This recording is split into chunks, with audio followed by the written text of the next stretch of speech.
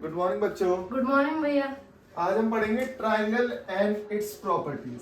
सबसे पहले आपको पता होना चाहिए भाई ट्रायंगल क्या होता है। ट्रायंगल्स में तीन साइड होती हैं और वो क्लोज्ड फिगर होता है। मतलब ऐसा नहीं है मैं तीन साइड ऐसे बना दूं भाई, एक साइड, दो साइड, तीन साइड, ये तो ट्रायंगल नहीं कहलाएगा। वो क्लोज्ड फिगर होना चाहिए, सिंपल क्लोज्ड फिगर। अगर मैं इस वाली डंडी को और इस वाली डंडी को जोड़ दूं तो वो ट्रायंगल बन जाएगा, ऐसे ही है ना। तो ट्रायंगल क्या है? सिंपल क्लोज्ड फिगर है हैविंग थ्री साइड्स, जिसकी थ्री साइड्स होंगी। ठीक है। दो तरीके का रीजन होगा इसका। अगर अंदर वाले पार्ट की बात करूंगा तो उसे बोलेंगे इंटीरियर रीजन, बाहर वाला पार्ट जो होगा वो एक्सटीरियर रीजन। रीजन का मतलब होता है देसी भाषा में क्षेत्र। ठीक है, जैसे एनसीआर होता है ना, एनसीआर नेशनल कैपिटल रीजन, जो आसपास के दिल्ली के आसपास का रीजन है वो एनसीआर हो गया। उसके बाद मैं बताता हूँ, अब हमने क्या किया, ट्रायंगल को नाम दे दिया भाई, P Q, Q R, R P. तो हमारी तीन साइड हो गई। एक साइड थी हमारी, अगर मैं साइड्स के नाम लिखना चाहूँ तो साइड्स हमारी है पी क्यू, ये डी भाई, इसको भी मैं लिख देता हूँ, ये 5 है, ये 6 है और ये 7। ठीक है, तो ये हो गई हमारी पी क्यू, ये हो गई हमारी क्यू आर और ये हो गई हमारी आर पी। बहुत बढ़िया। ठीक है, अगर भाई मैं एंगल्स की बात करूं तो यहां तो बड़े आराम से बता सकते हैं हम लोग, angle P, angle Q, angle R. लेकिन ऐसे नहीं बताया जाता है, एंगल बताने का समझना तरीका। तो जैसे आपने बताया एंगल पी, एंगल क्यू और एंगल आर, लेकिन एंगल पी बताने का असली तरीका जो है भाई वो है Q P R. Q P R, जो भी एंगल के बारे में बात होगी वो होगा हमारे बीच में। अगर मैं बात कर रहा हूं इसकी तो मैं लिखूंगा P Q R, P Q R, बीच में लिखूंगा उसे। और अगर मैं बात कर रहा हूं आर की तो P Q, P R Q, P R Q. अब जरूरी नहीं है उसको ऐसे लिखा जाए, इसको उल्टा भी लिख सकते हैं, क्यू आर पी।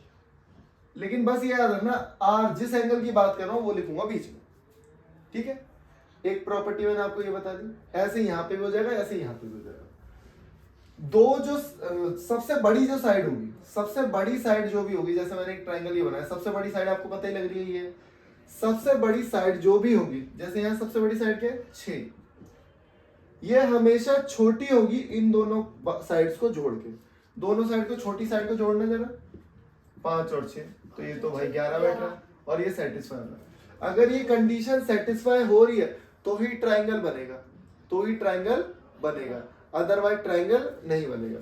तो यहां मैं तुम्हें एक केस दे देता हूं। मान लो मैंने बोल दिया 15 है एक साइड और एक साइड 5 है और एक साइड 7 है, तो और मैंने पूछा ट्रायंगल बनेगा क्या।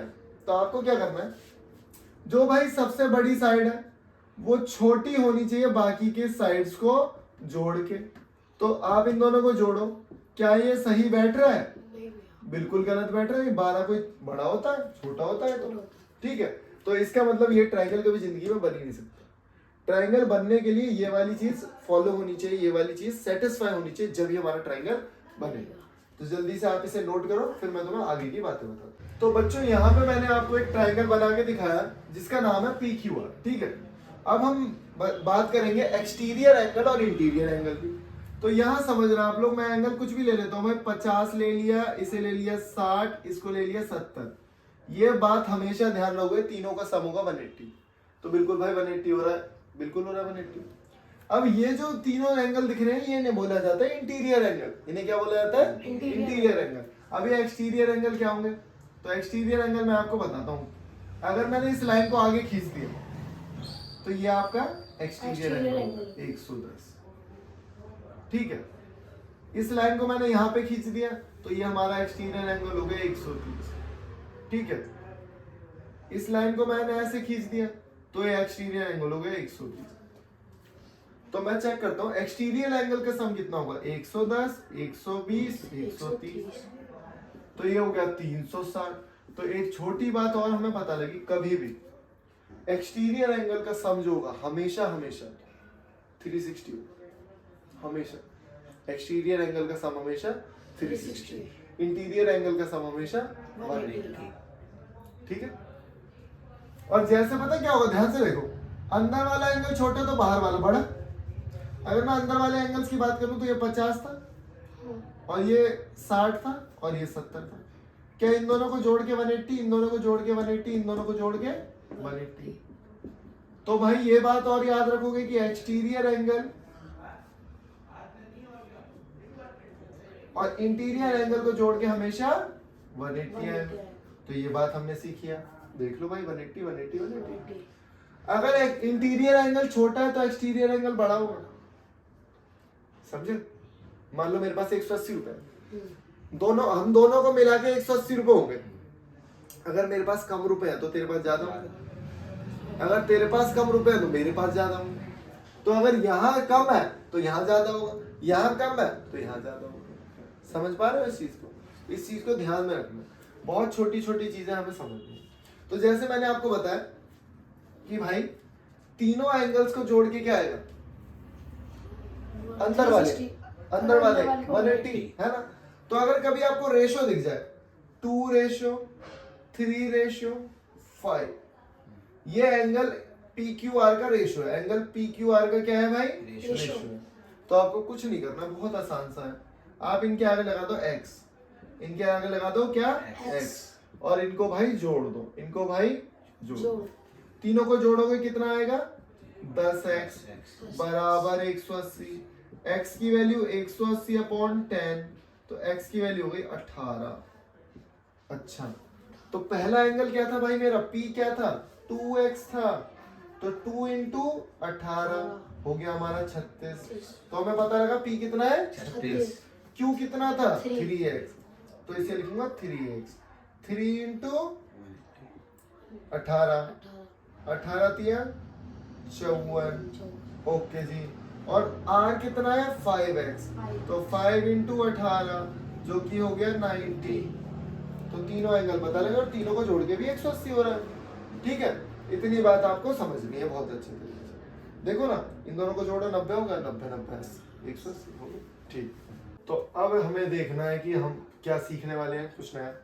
ये है एक्सटीरियर एंगल, अब ये निकालना है। तो बच्चों के पास दो ऑप्शन रहते हैं। बच्चे सोचते हैं पहले मैं ये वाला एंगल निकाल लेता हूँ भाई, इस वाले एंगल को निकाल के, और भैया ने बताया था इंटीरियर और एक्सटीरियर को जोड़ के होगा 180। तो एक बार इस वाले तरीके से निकालते हैं। तो मैंने देखो ये वाले एंगल को मैं ले रहा हूँ y, तो इन तीनों को जोड़ के क्या आएगा बताओ भाई? y + 40 + 30, क्योंकि ये तीनों अंदर वाले एंगल हैं। तो ये हो गए 70, 70 को फेंक दो उधर, 70 को उधर भेजोगे तो वो हो जाएगा माइनस में, -70। तो y की वैल्यू कितनी आ गई भाई? 110। फिर हमने एक चीज और सीखी, मैंने बताया interior angle plus exterior angle कितना होता है जोड़ के? 180। अंदर वाला एंगल कितना? 110। एक्सटीरियर एंगल नहीं पता, और इसको भेज दो उधर। जब ये उधर फेंकोगे तो हो जाएगा माइनस में, तो आया 70। ये सब बकवास काम हम लोग नहीं करेंगे, हम कुछ नया सीखेंगे। क्या नया? हमें ये सीखना है कि भाई मैंने तुम्हें एक ट्रायंगल बताया, ध्यान से देखना, ABC, और अगर तुम्हें ये बाहर वाला एंगल निकालना है, बाहर वाला एंगल C निकालना है तुम्हें, क्या निकालना है? एंगल C बाहर वाला। तो कुछ मत करो, जो बचे हुए दो एंगल्स है ना, जो बचे हुए दो अंदर वाले एंगल है, आप उन्हें जोड़ दो भाई। मतलब ये वाला जो एंगल होगा ना, कुछ नहीं है, A + B होगा। तो यार ये भी बाहर वाला एंगल है, इसका मतलब दो अंदर वाले एंगल को जोड़ देता हूँ। जोड़ो एक बार, 70, और यही आ रहा है। इतनी मेहनत करने के बाद 70 आ रहा है, और हमने तो ऐसे ही निकाल दिया। तो कुछ भी नहीं है। कई बार तुम्हें बहुत सारे क्वेश्चंस इस तरीके से मिलेंगे, ये आपको एंगल दे देंगे x के सामने, ये आपको दे देंगे y, तो ये बाहर वाला एंगल है, तो ये बाहर वाला होगा x + y। अच्छा, ये और ये बराबर होंगे x + y। हमने सीखा था लाइन एंड एंगल में वर्टिकली अपोजिट एंगल, ठीक है? तो ये दोनों एंगल भी बराबर होंगे। तो ये छोटी छोटी बातें आपको सीखनी है। इसको बोलते हैं एक्सटीरियर एंगल प्रॉपर्टी। मतलब sum of two interior angle is equal to the third exterior angle. क्या दो इंटीरियर एंगल तीसरे वाले के एक्सटीरियर एंगल के बराबर है या नहीं? बिल्कुल है भाई, हमने तो प्रूफ भी किया। ठीक है, ओके भाई। तो भाई हमें यहाँ पे क्या करना है, हमें x मतलब ये दो वैल्यू निकालनी है y और z की। ठीक है, बड़ा आसान, कुछ नहीं। देखो देखो, अभी मैंने क्या पढ़ा है? मैंने भाई आपको ये पढ़ाया, अगर आपको ये वाला एंगल निकालना है तो आप इन दोनों को जोड़ दो, तो ये भी आपको 50 दे रखा है, ये भी 50, तो बताओ दोनों को जोड़ के आया 100। 100 निकलेगा। तो बिल्कुल y क्या हो गया मेरा 100। 100। तो y क्या हो गया मेरा 100, और मैं लिख दूंगा यहाँ पे 100। ठीक है, एक चीज अब बताओ, इन तीनों को जोड़ के, अंदर वाले तीनों को जोड़ के 30 प्लस 100 प्लस z को जोड़ के होगा 180, और z 180 माइनस 130, z आ गया मेरा 50। ठीक है, और भी तरीके हैं z को निकालने के, पूछो कैसे? ध्यान से देखो, ये हमारा क्या है 50, 50, ये हमारा क्या है पूरा 80। 80। मैं सिर्फ ट्रायंगल ये वाला ले रहा हूँ, ध्यान से देखना, मैं ट्रायंगल ले रहा हूँ ए बी डी, तो मुझे तो यार यही निकालना है ना z, तो मुझे ये पता है पूरा कितना, पूरा 80 है, ये कितना 50, इन दोनों को जोड़ो 130, 130 को माइनस करो 180 में से, तो फिर 50 आ गया। कोई लफड़ा नहीं है, बस सीखना है, हमें बहुत तरीके होते हैं एंगल्स को निकालने के, बहुत सारे तरीके। ठीक है, तो यहाँ पे एक और क्वेश्चन है आपके लिए, गर्मा गर्म क्वेश्चन। तो भाई इन दोनों को जोड़ के क्या होगा, मैंने बताया एक्सटीरियर और एंगल लीनियर पेयर भी कहा जाता है इसको, सीधी लाइन है ना, तो इन दोनों को जोड़ के क्या होगा 180, तो मैंने लिखा y plus 95 is equal to 180, तो इसको माइनस करो, तो ये कितना आ जाएगा भाई 85,